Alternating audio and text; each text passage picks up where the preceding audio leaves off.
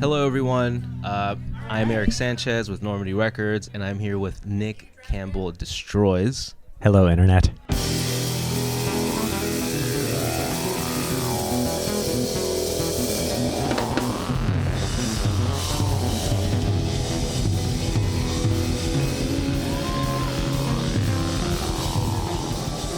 We're going to be talking about music, Nick's journey, Nick's debut album, Art, and just a bunch of other things that are very interesting. So thank you for tuning in.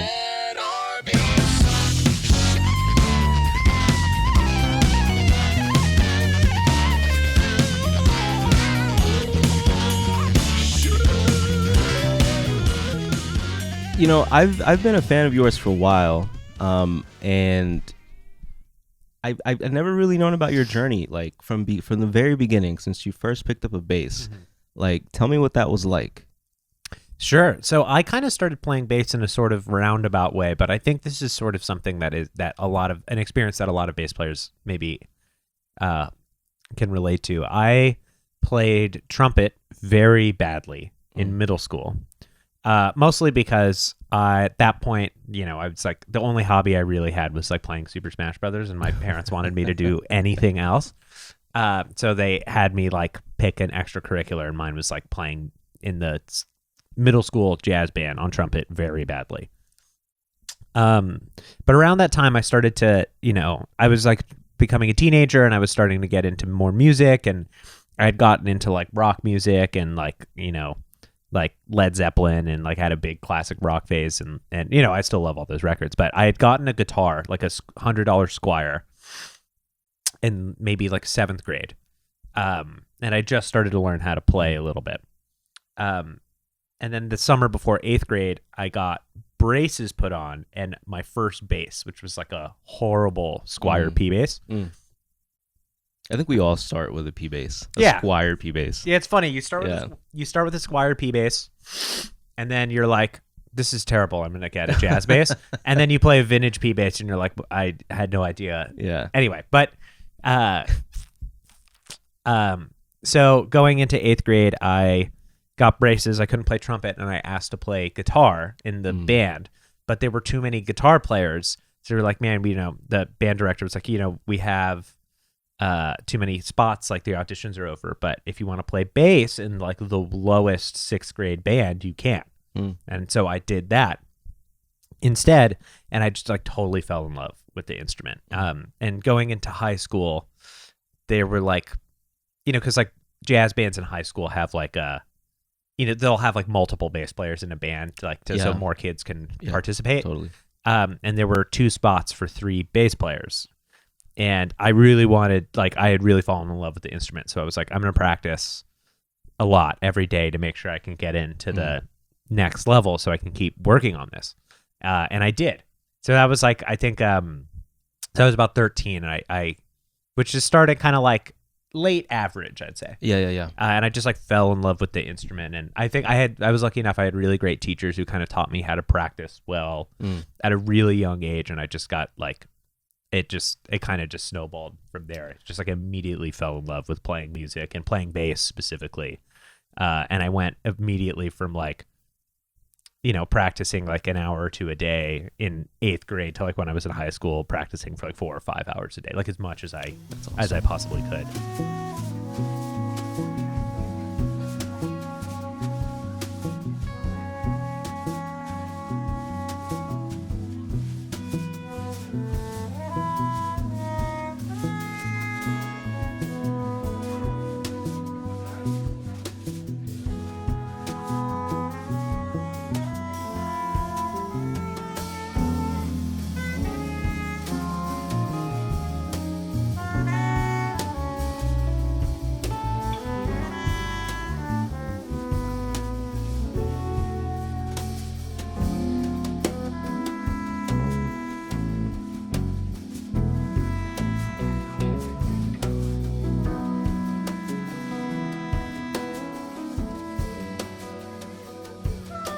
I went to USC for music school, and a lot of the people on the record are really old friends of mine that I either met through someone I met at USC or at USC.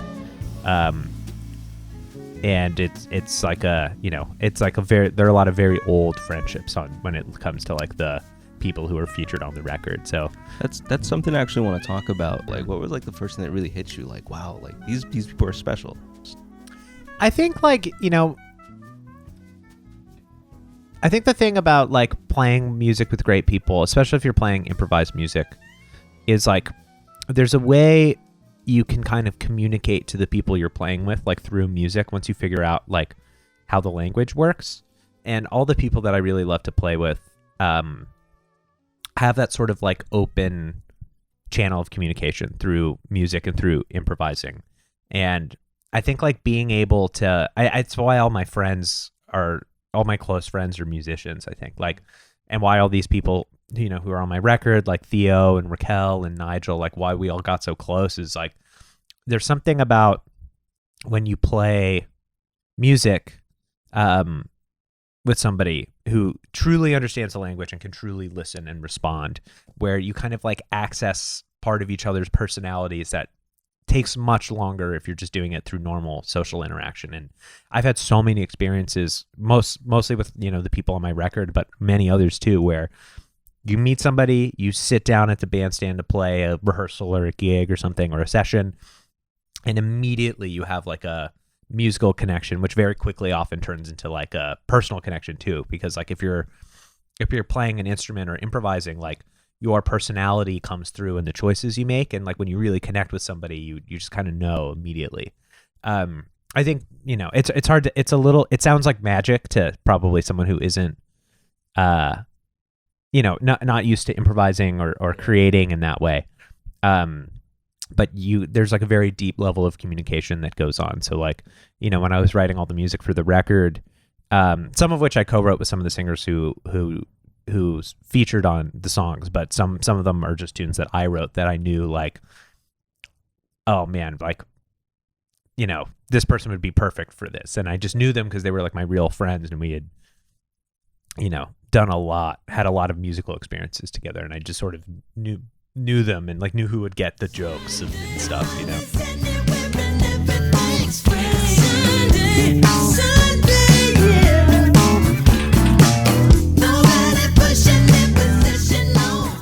Tell me about,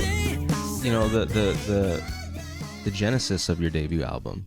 How long you've been writing these songs? Like, have these been in the vault for a while, or? Yeah, so I started writing the music for this. I mean, some of the songs on the record are fairly old. Like Theo Katzman and I wrote Sunday in like 2015. We just like got together to do a songwriting session, and that's what we came up with. And we were both like, oh, this is cool, but it never ended up anywhere.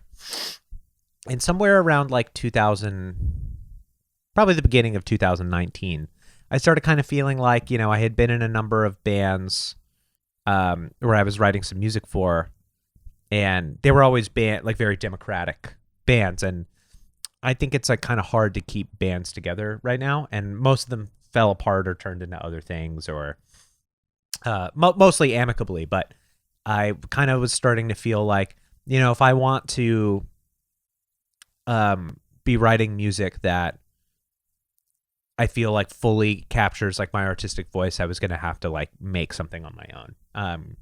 And so I started putting together some older songs from sort of defunct bands that didn't have like a home and had never been recorded, with some newer stuff I had been writing and working on. And because I can write songs and arrange and produce and stuff and play, but I don't sing. So even though I'm like a songwriter, which is sort of unusual, but I knew I was going to have to have somebody sing all the tunes, which is, as someone who was like a member in bands before, like never a problem, because there was always a lead singer. And it sort of just kind of turned into this kind of collaborative thing. I mean, I work with so many incredible singers, like through Pomplamoose and Scary Pockets, and then just gigs around town, that I felt like I was writing songs for different friends of mine to sing. So it kind of turned into like, oh, I want to have a different singer for every tune, and kind of like feature the whole music community I'm in, which I think is like having a really special moment in LA right now. So That's kind of how that all got started. And I started tracking. I did the live tracking, the basic tracking for all the rhythm section stuff, kind of right before the pandemic started.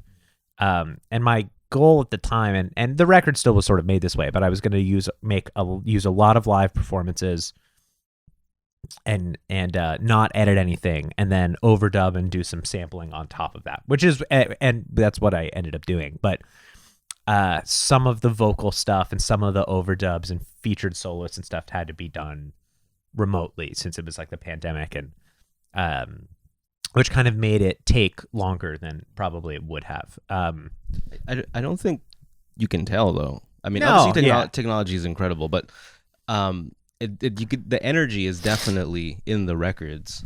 Totally. Yeah. I mean, I think something that like I really believe in, I feel like a record is like half standalone product of musical idea or whatever. Like it's half, it's like its own creation, and then half like a time capsule.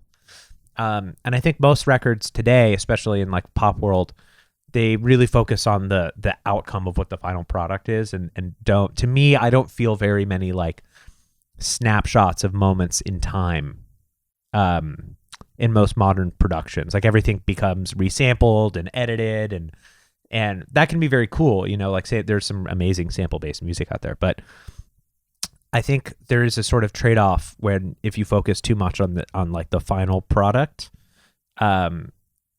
where you lose like the moments in time where you pressed record, and if you leave them alone, there's something that you can't capture any other way, and that does sort of require that the level of musicianship is very high, because you don't, like I don't think I really. There may be 10 edits on the whole album, something like that. 10 edits? Something Tops. like that, yeah. Wow.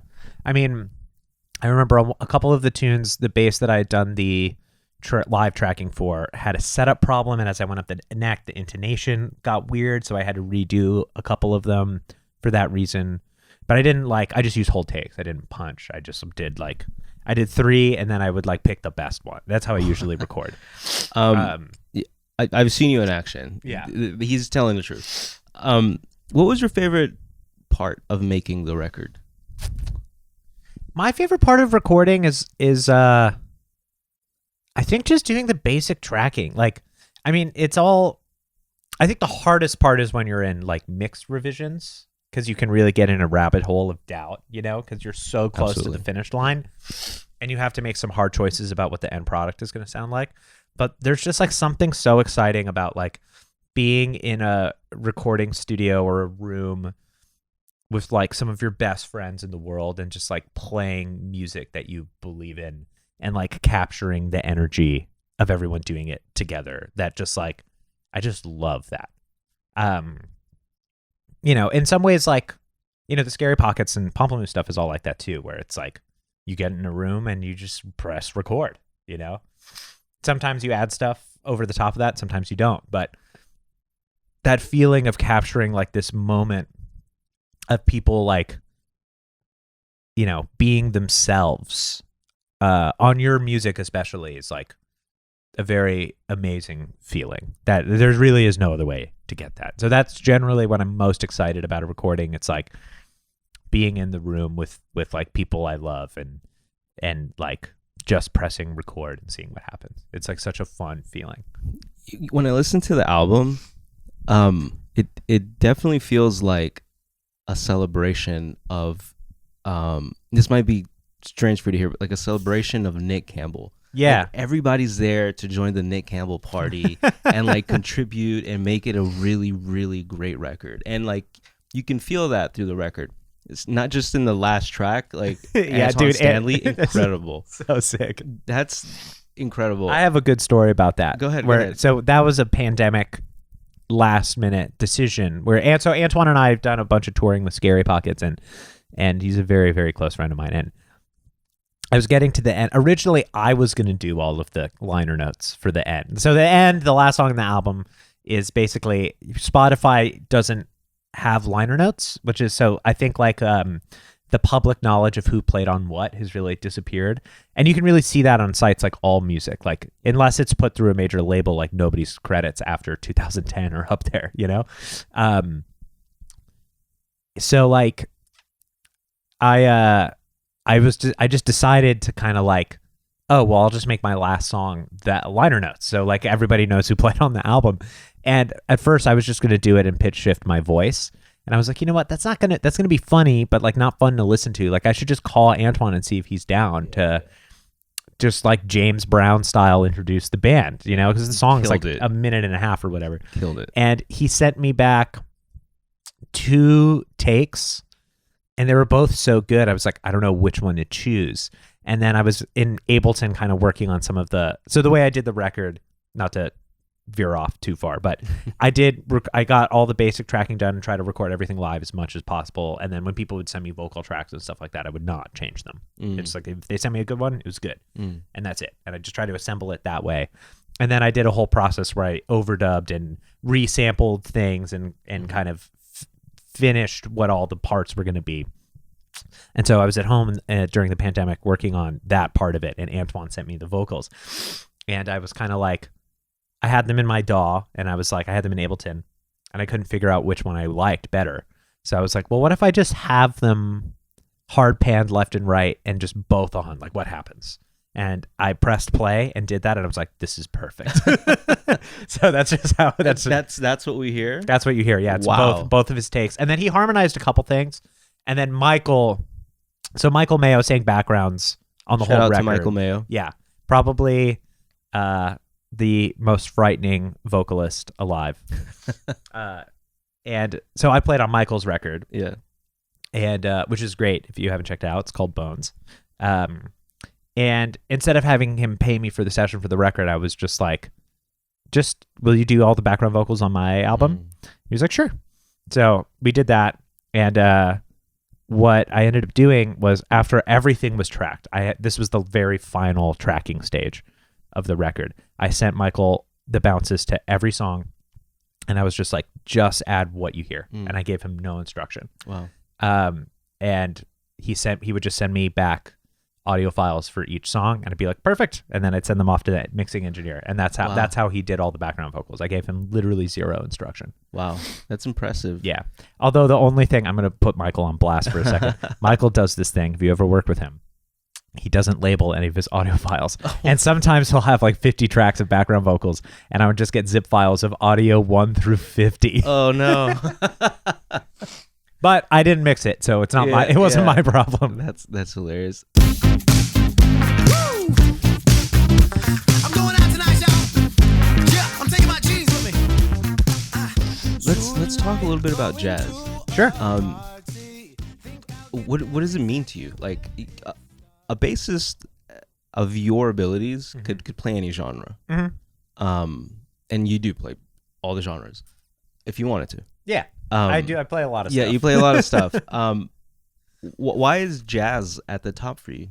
I mean, I don't think any genre is at the top for me, but I do think that like the way I learned how to play is through the sort of like jazz improvised music tradition. I mean, you know, it's one of those things where it's like, when you say jazz, like, what do you mean, you know? And you know, in the United States, like, there's a very, very long history of like Black American music that is very rich and is all interconnected. So like the first stuff I got into was mostly through my friend Austin, was all these Blue Note records and Impulse records. And I remember the first time I was like super into classic rock, and the first time I heard Giant Steps, I was like, I didn't even know like you could improvise. Like, I didn't even know this was possible, you know? How old were you? 14. 14? Yeah. That's a good time, yeah. And so I just got like super into like that kind of musical communication. And I mean, at the time, you know, I was into all the flash part of it too, the chops part. But that's not really what's special about it to me. To me, it's about like how people use their musical vocabulary to communicate with each other. And like, if you're playing with a really good band and you're playing improvised music, like, part of what you play like isn't the song. It's like you shape the space that everyone is in together, you know? like all the choices that everybody's making together like has a really big impact on like what the song is going to sound like. And you don't really plan that out. It's all about listening and responding. And I just like, I think I always loved that kind of the way you can manipulate the density space in a band like that, and the kind of like complicated emotions you can convey in that way. And then from kind of getting into that, I got super into soul music and Motown, and that stuff's all connected to the jazz tradition. It's all the same tradition of music, and so from there I got into soul music and funk music and some hip hop stuff. And, I still love a lot of rock music too, because it's part of what I grew up on. But like, to me, I mean, rock music is black music too. I mean, this is all part of the same tradition of music to me. And they're just all different offshoots of that. And to me, like, the common ancestor is like blues music and jazz music. And so it's like, to me, it's like more than the genre itself. Like, it's like a kind of a methodology about thinking about musical performance. And that's just like how I learned, to communicate. What are some bands or performances that influenced you over the years? Sure. Yeah. I mean, there's a lot. I think for this bundle of music, I would say probably the biggest ones that I drew influence from were like Frank Zappa, Prince, Nine Inch Nails, a whole host of jazz stuff. Because all the music, it's songs that have parts and are fairly orchestrated, but every song has like a lot of moments of freedom where people can kind of be themselves. And so that's where you can really see, I think, like the jazz background, where it's like, I want those moments of freedom for people to express themselves. So, I mean, like in that world, I was a massive John Coltrane fan, Oscar Peterson trio, all the Miles 60 stuff with like Herbie and Wayne and Ron Carter, all of those guys are like my heroes, and then on the funkier side of it too, other than Prince, like I love D'Angelo, I love Erykah Badu, I love Tower of Power. I'm a huge Motown fan. I mean, James Jamerson is like one of my bass idols, like so much of what people play on the electric bass in general is, is to some degree, I think it's all derivative of James Jamerson. I loved Weather Report too. I mean, I'm a big Jocko fan. There's all kinds of stuff. Like I love, and then I also like, I love good songwriting. So like, I love Jeff Buckley, Radiohead, like, and I think for me, the music that felt honest to me to make at that time was kind of music that kind of struck that balance between like good songs and like focusing on the songwriting craft and the arrangement part and the production, but also total moments of freedom where everybody who plays gets to express themselves and kind of have that ensemble group communication that happens in improvised music, where you don't know exactly what's going to happen, but everyone's kind of shaping the space together. I think there's like a good balance to be struck between those two things. So that's sort of where my head was at. And then I was also reading a lot of like Albert Camus. So there's like a lot of like weird existential philosophy in the lyrics. I mean, all that is very true. Like the way you describe it, it's definitely like you guys are communicating up there on stage. Yeah. And, we're just watching you guys have a conversation through music, and it's a beautiful thing. And I try to get as many people out to, because you play a lot. Yeah. You play a lot around town. Mm-hmm. And I'm always trying to tell, there's so many people in LA that don't go out to see enough live music. You know what I mean? We have great venues here. Like, we have, big ones like the Bowl or whatever, but we also have smaller great venues where a lot of magic is happening. Yeah, definitely. And sometimes you can walk into a room and see, like, you just have your mind blown by what's happening on stage. And I feel like that's what you and all of like your fellow musicians do. Yeah, I mean, I think that is one of the cool things about like a big city like LA, where the music scene is really great. Like, everybody when they're not on tour or not at a session or not doing something, like, they still want to go out and play music and hear music, Yeah, so there's this like really vibrant scene. My friend runs this Monday jam session, which you've been to, at Gold Diggers, which I've done the house band for a lot. One of my favorite nights in the city, for it's sure. all improvised funk music, and the second set opens up into kind of like a jam session thing. But man, I mean, a lot of the best players in the world, a lot of the funkiest motherfuckers out there come to hang out or do the house band or sit in, and it's really fun. Like, I think that is like the music. There are a lot of centers for the music scene in LA right now that are incredibly fun. And you just kind of have to, LA is a complicated city because it's so spread out. But as long as you kind of have someone to show you where to go, you can find incredible stuff everywhere. I agree. Nick, congratulations on behalf of everybody watching. Congratulations on the release of Art. Actually, before we end this, talk to me about the name Art. Like, how'd you come up with that? Well, the full name of the album to me is Nick Campbell Destroys Art. Okay. And honestly, I kind of have my own meme of respecting art and stuff like that. So I just felt like that was the most appropriate name for the album. And I honestly, the only reason my name is Nick Campbell Destroys is there's too many Nick Campbells. It's ungoogleable. I needed to have a modifier, and I just felt like that was appropriate. Well, it's kind of funny because, if you read the song title, it's Nick Campbell Destroys Sunday. Nick Campbell Destroys Fancy Jeans. Nick Campbell Destroys Art. It makes sense. I love it. Originally it was going to be when I was first thinking about putting this record together, I was like, I'll just kind of do a troll jazz album. So it was going to be Nick Campbell Destroys Jazz. It's going to be kind of funny. And a lot of the tunes kind of are that. Yeah. And it just kind of the album kind of took on a life of its own. And there were more normal songs that showed up. And I was like, okay, so Destroys Jazz doesn't really feel right anymore. But I left the Destroys part. And I was like, well, there's a lot of kind of glib nihilistic humor on the album. So having it be Nick Campbell Destroys Art felt right. Okay. This is the final question for sure. Cool. Now, what is your favorite song on your album if you had to pick a favorite one? And if this is too tough, you don't have to. Don't worry about it. I don't know, man. I mean, I think I can't tell anymore. Okay. I've listened to it too much, but I will say when we play Sunday or Fancy Jeans at shows, that those moments feel the best on stage usually. Awesome. I think I'm going to go with those ones. That works. Well, I think we can wrap up here. Congrats on the release of the album, Nick. Thanks, bud. I know it's your baby, and it's out into the world now, and you can stream it everywhere, Spotify, Apple Music, get it on Bandcamp. Shout out to the Bandcamp community. They're very, very kind to you. They're very good. Yeah. But yeah, man, this was fun. This was cool. Super fun. All right. Thank you guys for watching. Nick Campbell Destroys Art, out now everywhere. Goodbye, Internet.